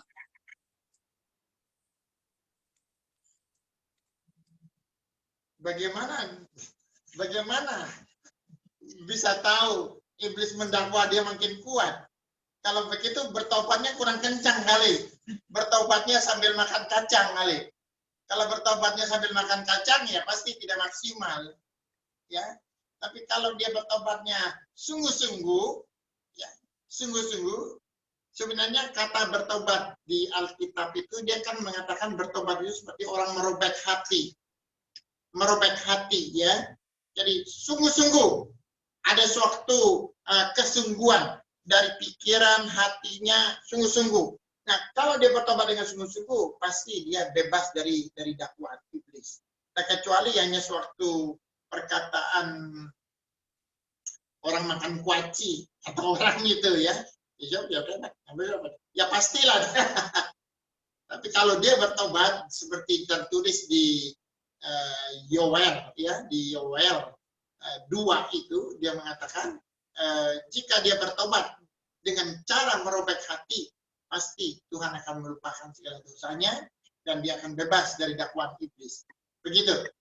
Ya. Itu Windy.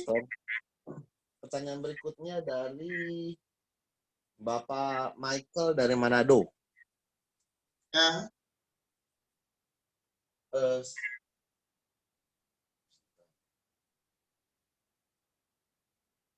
Pertanyaan pertama.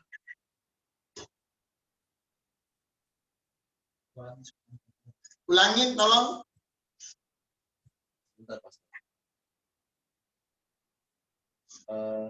Setelah menerima darah Yesus dan bertobat, apakah yang selanjutnya yang harus dilakukan supaya menerima hidup yang kekal?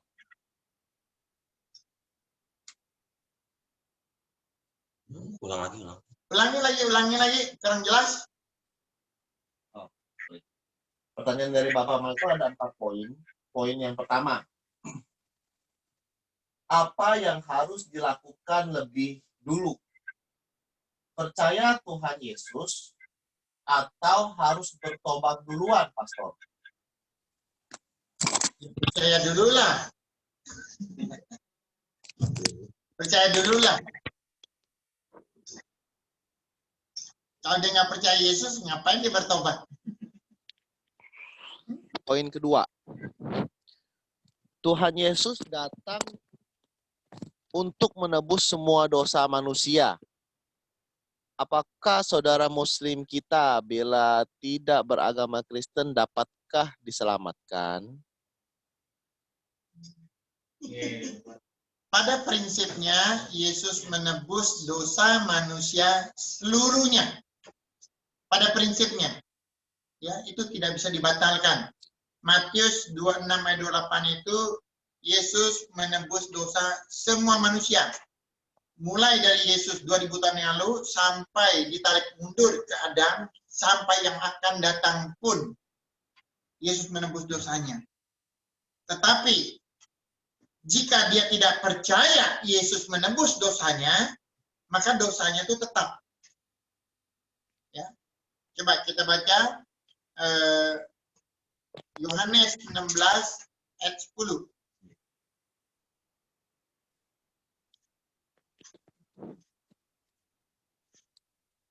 Ayat 9.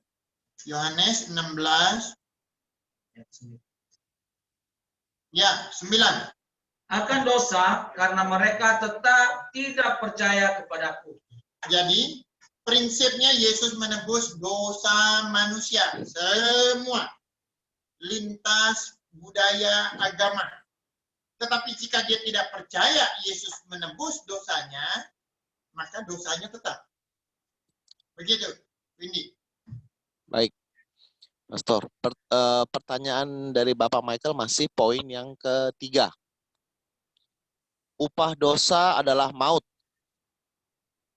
Karena dosa, semua orang pasti mengalami kematian fisik. Tolong jelaskan tentang Henokh dan Elia yang tidak mengalami kematian fisik. Apakah Henokh dan Elia tidak berdosa? Ya, itu memang mereka bukan berarti tidak berdosa. Bukan berarti mereka tidak berdosa. Tetapi mereka adalah yang dibenarkan Allah. Kan kita sudah tahu dalam perjanjian lama mereka itu dibenarkan. Dibenarkan, ya. Jadi mereka yang mempunyai satu hubungan dengan Allah itu dibenarkan. Dibenarkan, ya. Tetapi kita harus tahu firman Tuhan mengatakan bahwa di kerajaan sorga kita jauh lebih besar pada mereka. Kita lebih besar daripada mereka. Kenapa? Karena status kita anak. Sedangkan mereka adalah bukan. Mereka statusnya itu hamba. Sekalipun nabi, mereka itu hamba. Ya. Jadi kita sebenarnya lebih besar, ya, tingkatnya nanti di surga dibanding mereka. Begitu. Tapi di situ juga Tuhan ingin memberitahu kepada kita bahwa sesungguhnya bahwa Tuhan mempunyai otoritas, daulat, ya, hak untuk memberi setiap orang itu. Jadi bukan artinya seseorang yang mempunyai keinginan, tapi Tuhan mempunyai otoritas dan wewenang. Begitu, ya. Demikian ini. Baik, Pastor.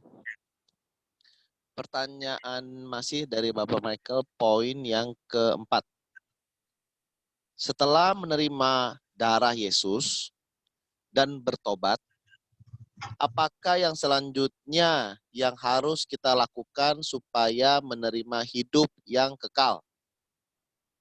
Ya, tadi sudah berhubungan dengan Ibu Titin yang dari Lombok tadi sudah ditanya.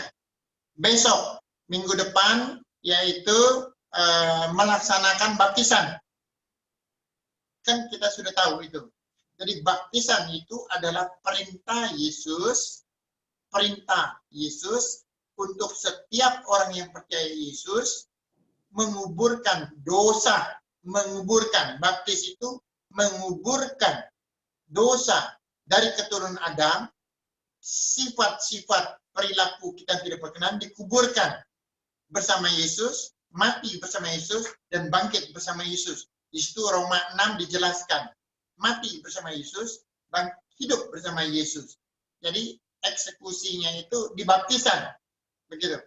Nah itu minggu depan kita akan belajar khusus untuk itu nanti. Ya, demikian Wendy. Baik, Pastor. Sementara belum ada pertanyaan baru. Cuma hanya saya ingin menginformasikan bahwa ke hari Kamis kita tetap ada pengajaran tentang ibadah kudus. Dan untuk hari Jumat, pada minggu ini hari Jumat, itu ada yang baru ya untuk youth. Untuk youth itu dengan tema Youth Bible Teaching ya. Yang akan dipandu oleh host Saudara Davi dan oleh siapa? Evangelis Hardi ya. Dibawakan Evangelis Hardi ya.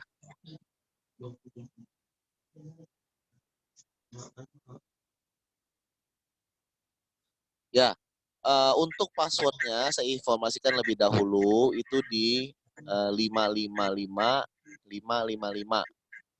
Jamnya akan diadakan pada jam yang sama, pada jam 7 malam. Sekian informasinya.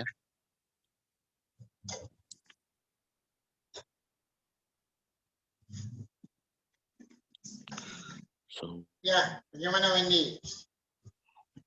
Sudah tidak ada lagi pertanyaan? Mengerti semua? Bentar. Sebentar, Pastor, dari Bapak Michael. Sebentar. Nggak bisa dilihat ya. Bapak Michael ingin berbicara langsung, Pastor. Ya. Sebentar. Mau balik ya? Orangnya ngomong.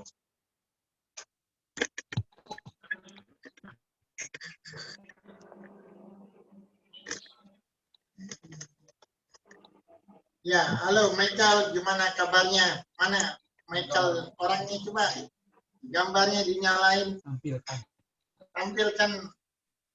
Oh, halo. Ya, halo. Halo, Pastor. Halo. Halo.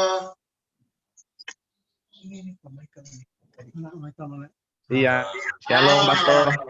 Coba yang mana lihat yang sering bertanya. Oh, ya Michael. Ini Pastor pegambar tidak kelihatan di layar ini, Pastor, di HP ku, Pastor. Hah? Di HP. Nggak kelihatan? Saya kelihatan nih. Iya, yang sudah Pastor. Sudah, Pastor. Ya. Ini ada ini, Pastor, sudah. Ya, Pastor, mau nanya lagi nih, Pastor, sedikit. Tentang Elia dengan Henok tadi, Pastor.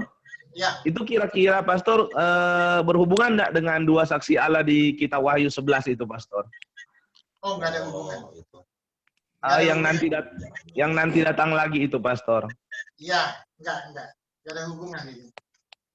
Oh, enggak ada. Enggak ada hubungan. Oh, jadi masih misteri itu, Pastor, ya, dua saksi Allah itu ya. Saksi Allah. Yang di Kitab Wahyu, Pastor. Yang di Kitab Wahyu 11 ada yang nanti datang lagi itu, Pastor, yang dua saksi Allah. Ya. Apakah itu ada hubungannya, Pastor, dengan Elia dan Henok, Pastor, atau dengan Musa, Pastor? Ya, itu Musa itu, bukan Henok. Wahyu berapa? Wahyu 11, Pastor. Ayat? Dari ayat 1 kalau tidak salah itu, Pastor, yang tentang dua saksi Allah, Pastor. Dia berikanlah padaku sebatang bulu seperti tongkat, namanya dengan kata-kata yang berikut: bangunan dan ukur bait suci Allah dan mesbah, dan mereka beribadah di dalamnya. Tetapi kecolekan belakang bait suci yang suka luar, janganlah engkau mengukurnya, karena itu kepada bangsa-bangsa lain, dan mereka akan menginjak-injak kota suci 42 bulan lamanya, dan aku memberi tugas pada 2 saksiku, iya benar, Elia dan Elia dan Musa. Ya, Elia dengan Musa ini, Michael, pertanyaannya apa? Pertanyaannya gini, Pastor. Kalau Musa kan ada tuh mayatnya yang diperebutkan tuh sama malaikat Mikael di Yudas itu, Pastor. Di Yudas 1. Ya. Itu kan kalau mayat berarti kira-kira kemungkinan besar sudah meninggal, Pastor. Gimana Ini itu, Pastor, Michael. penjelasannya? Ini, Iya, Michael. Pastor. Musa itu mayatnya tidak diperebutkan. Mayat Musa itu tidak diperebutkan malaikat. Itu dikubur di gunung Tabor tersebut. Ya, jadi tidak ada hubungan. Tetapi yang dimaksud Yudas, di sini, bentar. Yudas 1 ayat yang berapa itu? 9 ya. Ayat 9 ya. Michael? Oh iya, Pastor. Betul kan ya? Ya. Tetapi penghulu malaikat. Iya, ayat 9, Pastor. Ya, Mikael ketika dalam suatu perselisihan bertengkar dengan iblis mengenai mayat Musa, tidak berani menghakimi iblis itu dengan kata-kata hujatan, tapi berkata kiranya Tuhan menghakimi engkau. Jadi di sini ini bukan berbicara tentang tubuh Musa, bukan. Tapi ini berbicara tentang memang di sini tulis tubuh Musa. Jadi Musa itu adalah seorang nabi yang dibenarkan Allah. Nabi yang dibenarkan Allah. Ya. Jadi secara tubuh dia sangat kudus. Tubuhnya Musa itu kudus, ya. Dia lembut hati. Firman mengatakan dia manusia paling lembut di dunia ini. Sampai di sini paham nggak dulu?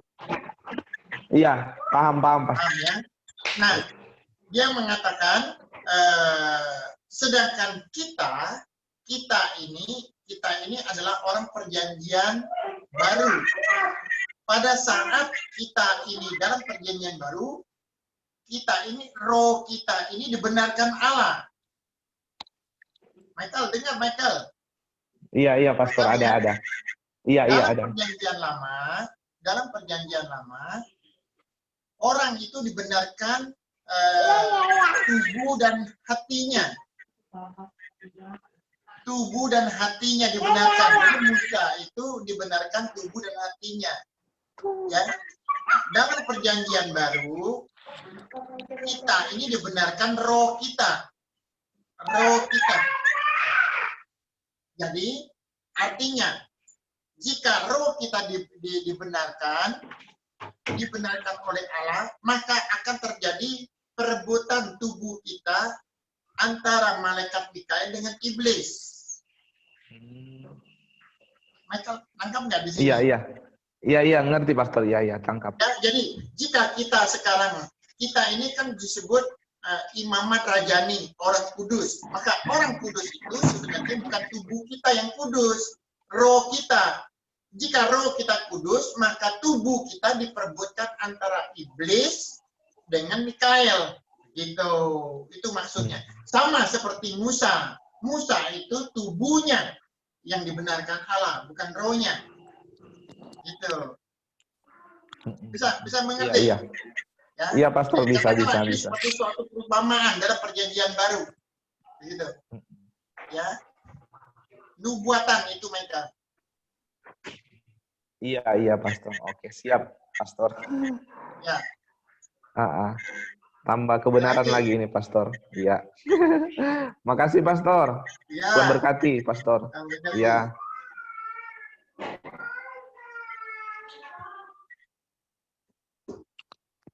Ada lagi, Windy? Baik, Pastor. Pertanyaan berikut, ada pertanyaan berikutnya. Jika cara menyelesaikan dosa adalah salah satunya melalui baptisan, lalu ada seseorang yang bukan Kristen atau seorang Kristen juga, tetapi di luar Berea. Dia ingin percaya dan dibaptis. Apakah ada pengajaran khusus yang harus diajarkan dan berapa lama pengajarannya? Oh, ada dong pengajarannya. Kalau kita lihat kisah para rasul, sida-sida itu langsung diajar oleh Filipus, ya ada dong.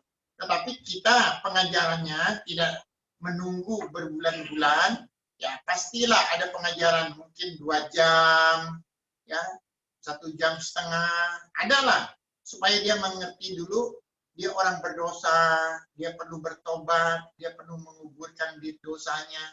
Ada, ini pasti ada.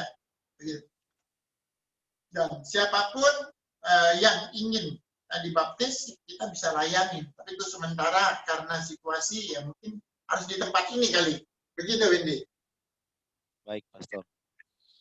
Pertanyaan berikutnya dari Bapak Paulus.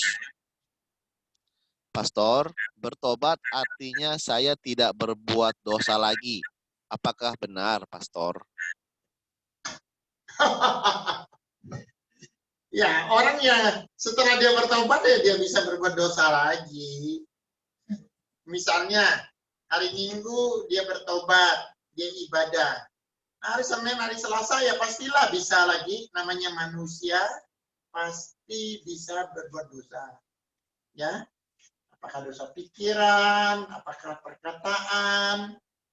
Kan di Matius 5 mengatakan, hanya kata jahil aja sudah berdosa, sudah salah. Ya. Jadi pastilah masih bisa, tetapi minimal kita akan berusaha mengurangi. Ya, mengurangi. Tapi kita jangan khawatir kalau kita sudah ngerti bertobat. Di 1 Yohanes 2 itu mengatakan Yesus itu selalu bisa membela dosa yang perilaku. Dosa perilaku Yesus bisa membela, ya, tapi bukan dosa asal. Kalau dosa asal harus disikapi dengan perbuatan baptisan tersebut, begitu.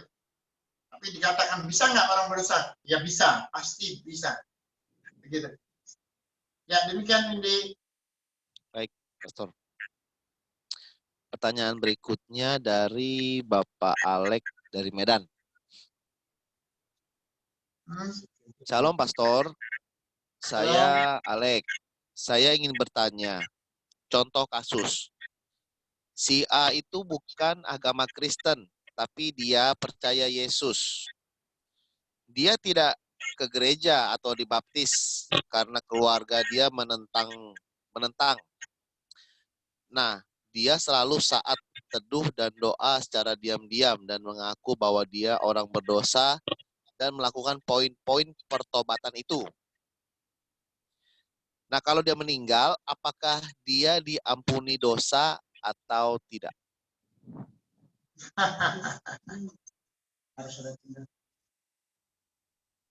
Kita baca aja lah ya ayatnya. Ini kan tidak bisa kita rubah dengan kata-kata saya. Coba kita baca Markus 16.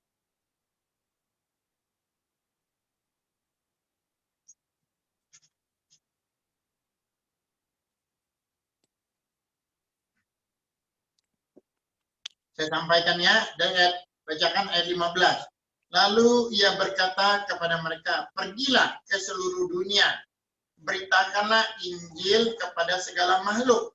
Injil itu apa? Injil itu kabar baik dari Yesus. Injil itu mengandung iman darah Yesus untuk berdamai. Siapa yang percaya dan dibaptis akan diselamatkan. Tetapi siapa yang tidak percaya akan dihukum. Begitu. Itu kata Yesus. Ya, saya tidak bisa menjabar, bacalah di situ dengan teliti. Saya tidak berani menentang Yesus.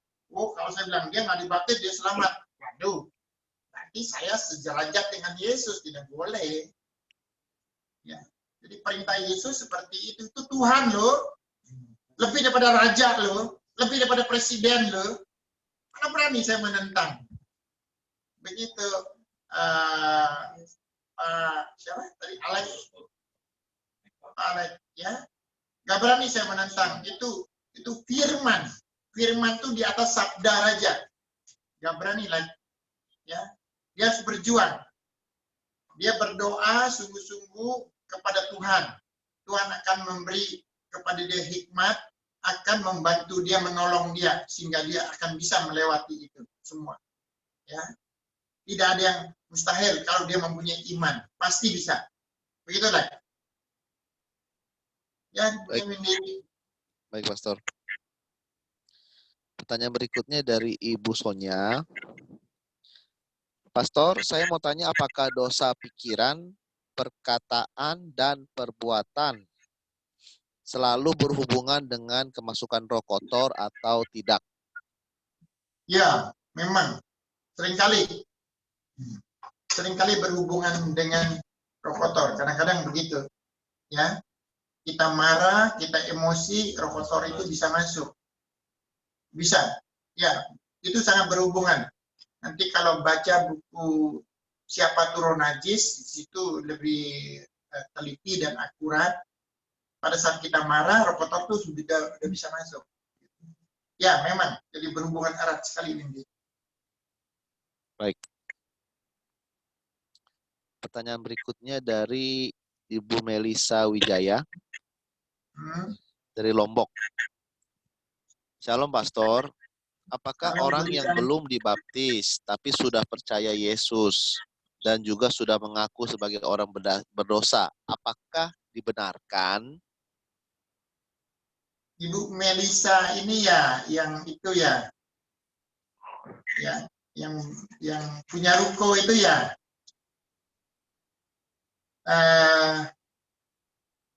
Bu Melisa, kita ini kan berurusan kepada Tuhan. Ya, kita berurusan kepada Tuhan. Jadi seperti yang sebelum-sebelumnya saya pernah jelaskan, seseorang ingin pergi ke istana presiden, ada protokoler istana presiden. Maka yang bisa masuk ke situ harus sesuai protokoler. Yang tidak sesuai protokoler, dia tidak boleh masuk. Nah, begitu juga kerajaan sorga. Kalau kita baca Yohanes 3, di situ dijelaskan, seorang pemimpin agama nanya kepada Yesus cara masuk kerajaan sorga. Maka Yesus bilang, kamu harus melakukan protokolernya itu. Dibaptis, ya, dikuburkan di bawah air, dan dimateraikan dengan Roh Kudus. Jadi itu adalah protokoler daripada kerajaan sorga. Ya, kita tidak bisa merubah. Kita hanya bisa menjalankan. Jadi setiap orang ingin masuk istana, ya dia harus ikutin itu prosedurnya. Siapa ingin maju kerajaan surga, ya ikutilah peraturan. Enggak sulit kok, ringan sekali Bu Melisa. Ya, demikian kira-kira. Baik, Pastor. Pertanyaan berikutnya dari Bapak Daniel Marius dari Brunei. Shalom, Pastor. Shalom. Saya sudah dibaptis, tapi bukan di Berea.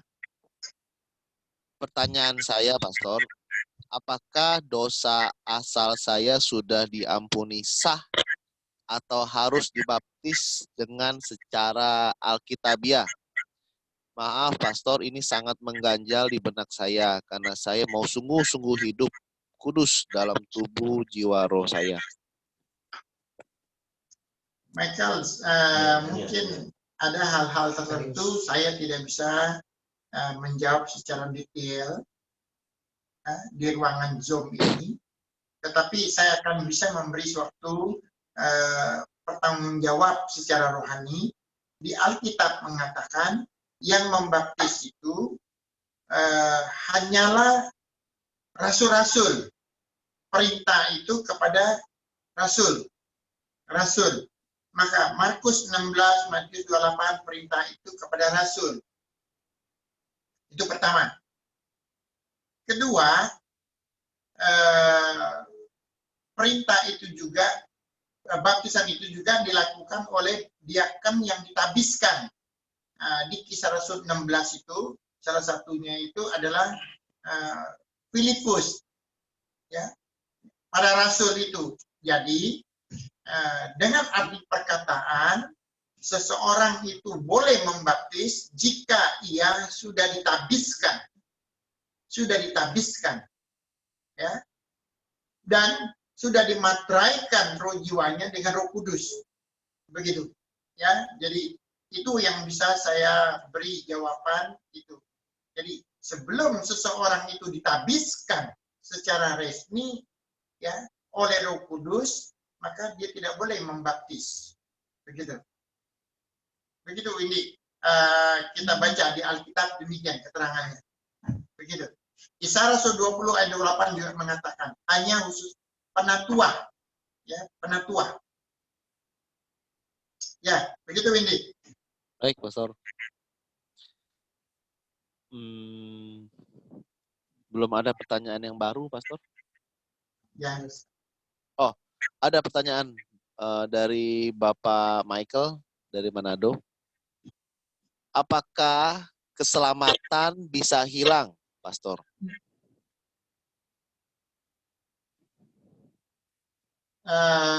Ya bisa lah, tapi konteksnya bagaimana pertanyaannya?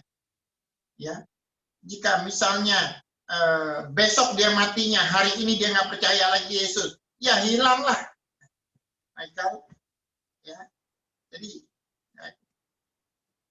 dia harus mempertahankan iman itu sampai garis finish, begitu, ya. Jadi kalau dia tidak mempertahankan imannya sampai garis finish, ya dia bisa hilang. Seperti Rasul Paulus mengatakan, aku telah mengakhiri, ya, hidupnya sampai garis finish, begitu. Jadi setiap orang harus mempertahankan imannya sampai garis finish, begitu. Begitu, Michael. Ya, ada lagi? Baik, Pastor. Belum ada pertanyaan baru? Ya. Kalau tidak ada, kalau gitu kita tutup ya. Kita tutup ya. Mari kita angkat satu pujian. Ayo.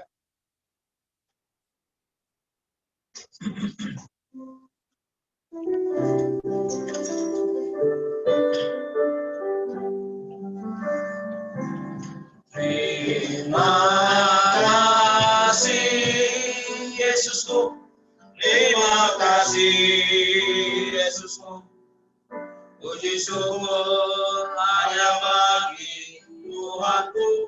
Terima kasih Yesusku, terima kasih Yesusku, puji syukur hanya bagi Tuhanku. Puji syukur hanya bagi Tuhanku. Bapak, terima kasih hari ini kami telah belajar bagaimana kami mengerti tentang pertobatan. Pertobatan adalah seseorang yang mengaku orang berdosa supaya ia bisa menggenapi hukum Taurat dan bebas dari dakwaan iblis, dari hukuman daripada Allah, dengan bertobat dan mengakui orang berdosa dengan darah Yesus perdamaian. Kiranya Bapa, biarlah ini menjadi iman mereka. Sebentar kami akan berpisah satu dengan lain. Kiranya biarlah ini semuanya menjadi iman bagi semua kami. Kiranya biarlah izinkanlah hamba mendoakan mereka semuanya. Sertailah kasih karunia daripada Tuhan Yesus Kristus, kasih daripada Allah Bapa, persekutuan dan tuntunan Roh Kudus menyertai kami semuanya sampai selama-lamanya. Amin. Amin. Amin. Amin. Baik, terima kasih. Dengan demikian, True Disciple 5 telah selesai. Sampai bertemu hari Kamis di Ibadah Kudus. Selamat malam. Tuhan Yesus memberkati.